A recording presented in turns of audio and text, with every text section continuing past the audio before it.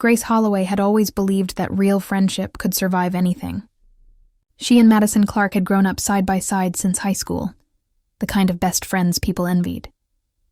They finished each other's sentences, shared secrets, even planned to be each other's bridesmaids one day. That's why it stung so much more when Grace realized Madison had become a stranger. It had started subtly. The late replies, the excuses, the strange hesitations when Grace mentioned Ethan, her boyfriend of 3 years. Madison would smile too quickly, change the subject too fast. Grace noticed, but she didn't want to believe it meant anything. Ethan Cole was everything Grace thought she wanted. Smart, ambitious, affectionate in public, a little cold in private. He was a financial analyst for a major firm in Chicago, handsome in a clean-cut way, the kind of man her parents approved of immediately. For a while, life looked picture perfect. Dinners downtown, weekend trips, a promise ring, and now, an invitation to his college friend's wedding at the Lakeshore Grand Hotel. Grace had been looking forward to it all week. A glamorous evening, her red dress, Ethan's arm around her waist. But when the night came, something felt off the moment they arrived. Ethan was distracted. His phone kept buzzing, and each time, he'd turn slightly away from her to answer. Madison, meanwhile, had texted her earlier saying she couldn't make it. Last-minute work thing. I'm so sorry, babe. Love you. Grace didn't think much of it. Not yet. The ballroom was breathtaking. Gold chandeliers, a live jazz band, tables covered in white roses. Everyone looked happy, champagne in hand, laughter echoing across the marble floor. Grace tried to match the energy, smiling when people greeted her, pretending she didn't notice Ethan's distance. Halfway through dinner, he excused himself to take another call. She sat alone for 15 minutes, then 20. When he still hadn't returned, she decided to go find him. She wasn't the jealous type. At least, that's what she told herself as she walked down the quiet corridor outside the ballroom, heels clicking softly against the floor. She passed a few doors, heard muffled laughter, until one voice froze her mid-step. It was Madison's. Grace stopped breathing. The door to one of the smaller side rooms was slightly ajar, and through it, she heard Ethan's low tone, followed by Madison's laugh, the kind she used only when flirting. We shouldn't be doing this here, Ethan murmured. Relax, Madison whispered. No one's going to find us. She's too busy playing perfect girlfriend. Grace's fingers tightened around her clutch. You said you'd tell her after the wedding, Madison added softly. I will. It's just, she's fragile. I need her to think this is mutual. Don't worry, baby. Grace's vision blurred. For a moment, she thought she might faint. Her best friend. Her boyfriend. Together. She pushed the door open. They both froze. Ethan's hand on Madison's waist. Madison's lipstick smudged. For 3 long seconds, no one spoke. Then Grace's voice came out low, almost calm. Wow. You really meant it when you said you'd always have my back, huh, Madison? Madison jumped, stammering. Grace, wait, this isn't... Don't, Grace said. Don't you dare insult me with a lie! Ethan stepped forward, adjusting his collar. Grace, I can explain... Explain what? She cut him off. That you've been sleeping with my best friend behind my back? That you were going to dump me after your friend's wedding so you didn't look bad in front of your friends. Madison's eyes filled with tears. Grace, please. You don't understand. Oh, I understand perfectly. Grace snapped. You wanted my life. You always did. Her voice cracked. Not from weakness, but betrayal. Every time I shared something good with you, my job offer, Ethan, even my stupid dress, you found a way to turn it into a competition. And now you've finally won, haven't you? Ethan rubbed his face, muttering, Can we not do this here? Grace laughed, short, bitter. Oh, I'm sorry. Are you uncomfortable? Neither of them could meet her eyes. She took a deep breath, turned on her heel, and left. But her heart wasn't shattered. Not yet. Something inside her hardened instead. By the time she reached the bathroom mirror, the shock was gone. Her reflection stared back, eyes sharp, jaw set. For years she'd been the forgiving one, the one who never made a scene. Not tonight. She wasn't going to cry. She was going to end this her way.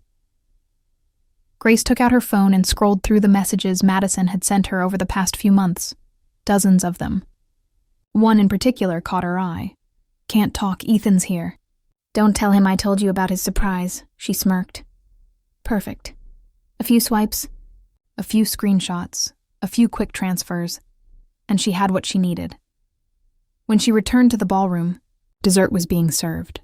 Ethan was back at their table, pretending nothing had happened. Madison had slipped into the crowd, laughing too loudly with someone at the bar. Grace walked straight to the stage, ignoring the startled looks. She took the microphone from the band singer mid-song. "Sorry to interrupt," she said sweetly, her voice carrying across the hall. "I just have a small toast to make." Laughter rippled through the room. "Grace," someone called. "Make it quick." "Oh, I will," she said. She turned toward Ethan and Madison. "You know, it's funny how weddings bring people together. Old friends, new lovers, secret lovers." The chatter in the room faded. Ethan's face went pale. Madison's smile dropped. Grace held up her phone. "In honor of love and honesty, I thought I'd share something truly special." The screen behind the band, meant for wedding photos, flickered to life as she connected her phone. Dozens of messages appeared. Screenshots, photos, dates. Madison. "I told her I'm working late. Meet you in 20. Ethan. You're irresistible when you lie for me." Madison. "I can't believe she still doesn't know." Gasps echoed. The bride dropped her fork. Someone whispered, "Is that—" Grace's voice stayed calm. "So while we're all celebrating true love tonight, maybe we should raise a glass to betrayal too. To best friends who can't keep their hands off your boyfriend, and boyfriends who can't tell the truth if their lives depended on it." Madison stepped forward. "Grace, please stop." "No," Grace said, voice steady. "You already did enough." Ethan tried to reach her. "You're humiliating yourself." "Am I?" Grace smiled. "Because from where I'm standing, I think you two are doing that just fine," the crowd murmured. Someone clapped. Then another. Within seconds, half the guests were whispering, filming, and Madison's perfect face crumbled under the flashing lights. Grace turned to the bride. "Sorry for interrupting. You deserve better company than this." Then she walked off stage, dropped the mic on the table, and headed straight for the exit. Behind her, chaos erupted. Madison in tears, Ethan shouting, security trying to calm people down. Grace didn't look back once. Outside, the night air was cool. She stepped into it like stepping out of a nightmare. But her revenge wasn't finished yet. Not even close. Grace didn't cry that night, not once. She sat in her car outside the Lakeshore Grand for almost 20 minutes, just watching the golden lights of the ballroom blur through the windshield. Inside, she could still hear faint music, people talking, cameras flashing. Her hands were steady on the steering wheel, her lipstick still perfect. When she finally turned the key and drove away, it felt less like running and more like reclaiming her pulse. She checked into a small boutique hotel 2 miles away. The clerk didn't recognize her, which was exactly what she wanted. No explanations, no sympathetic eyes. She took a long shower, ordered black coffee at midnight, and stared out the window at the sleeping city. That was when the first text arrived. "Ethan. Grace, we need to talk." "Please pick up." Then another. "Madison, you humiliated me in front of everyone." "How could you?" Grace laughed quietly. "How could I?" The irony was too rich to ignore. By morning, her phone had exploded with messages, from mutual friends, co-workers, even her mother. Her favorite was from Ethan again. "Ethan, you went too far. You made me lose my job and my reputation. Hope you're proud of yourself." She was. 3 days later, the story had already gone viral on social media. Someone had filmed her wedding speech and posted it with the caption, "Girl exposes cheating boyfriend and best friend in front of 200 guests." Within 24 hours, it had 3 million views. By the end of the week, 10 million. Her inbox filled with interview offers, podcasts, women empowerment pages begging her to share her side. Grace ignored them all. She didn't want 15 minutes of fame. She just wanted peace. Still, peace didn't come easily. At first, there was relief, sleeping through the night without wondering what lie she'd discover next. Then came the numbness, then the quiet ache of missing someone who didn't exist anymore. But life, stubborn as ever, moved on.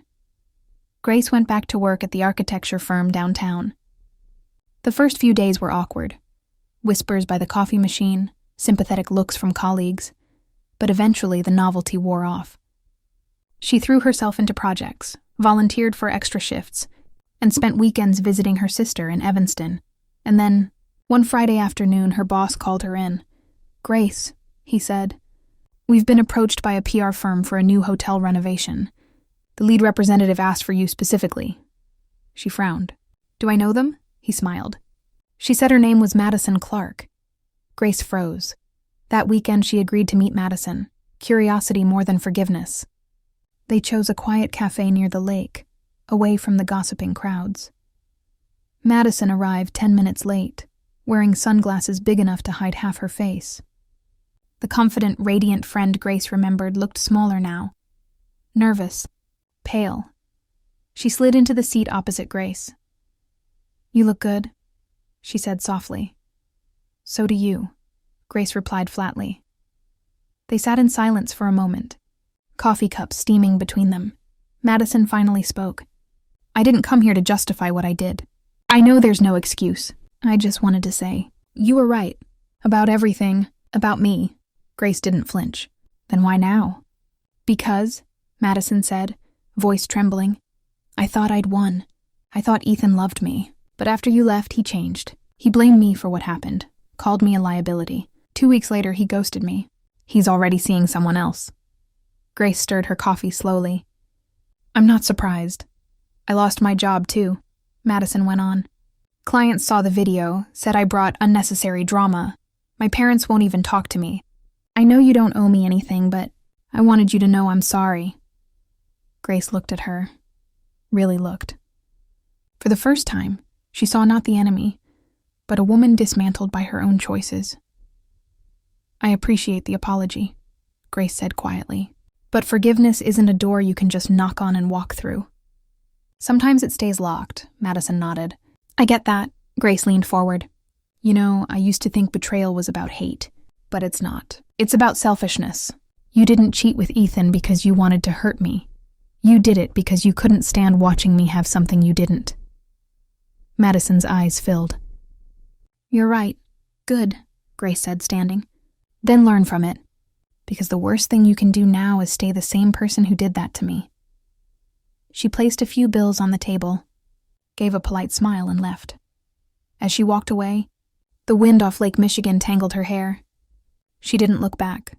A month later, she received an invitation, a charity gala for the same hotel chain whose wedding she'd once destroyed. Grace almost laughed when she saw the venue name, Lakeshore Grand. Part of her wanted to decline. But another part, the stronger part, decided to attend. Not for revenge this time, but closure.